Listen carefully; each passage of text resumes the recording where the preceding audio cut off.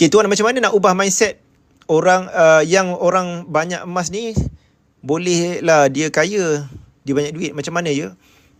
Kita tak boleh ubah orang. Point ni biarlah dia dengan apa yang dia fikir lah. Okay, biar dia apa yang dia orang fikir lah. Sebenarnya kaya ni bukan tentang dia boleh beli emas sebab dia kaya. Bukan. Dia kena ada ilmu dulu. Kalau tak ada ilmu, duit banyak pun tak boleh menabung tuan-puan. So kena bermula dengan ilmu dulu.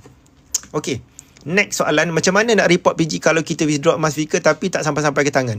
Okay, Encik Mat Inin, kalau dah withdraw tapi tak bergerak 3 hari bekerja, tak dapat tracking number, sepatutnya dah kena report dengan Public Gold. Caranya pergi contact dealer je. Dealer yang akan report, yang akan bantu untuk report. Sepatutnya 3 hari bekerja je dah kena keluar tracking number. Lepas tu kita dah boleh tengok emas tu jalan ke tak jalan. Okay, tak sampai-sampai tu macam pelik tu, macam tak tengok tracking tu. Okay, minta bantuan dealer. Dealer bertanggungjawab kepada customer dia masing-masing untuk bantu tuan-puan pemudahkan urusan tuan-puan. Okay, sesuai ke buat EPP tuan ke kena tunggu lagi? Ada potensi emas turun lagi ke? Saya tak tahu pasal potensi. Antara EPP dengan gap, saya suggest gap lah. Masing-masing ada kelebihan. Encik Jeffrey boleh baca pandangan saya lah tentang EPP dalam artikel sekejap.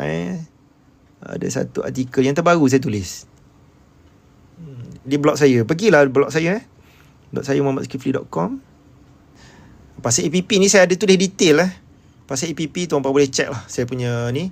Belian emas secara EPP atau account emas gap mana lebih baik? Tuan-puan klik artikel ni, bacalah. Okay, pandangan saya secara umumnya saya suggest tuan-puan gap. EPP dia ada penalty. Macam mana nak jual balik? Okay, saya dah cerita tadi. Kenapa SB tabung haji tuan? Kalau bank lain boleh juga, tapi SB tabung haji ni at least kita simpan ada lah dividen 5% setahun. Okay,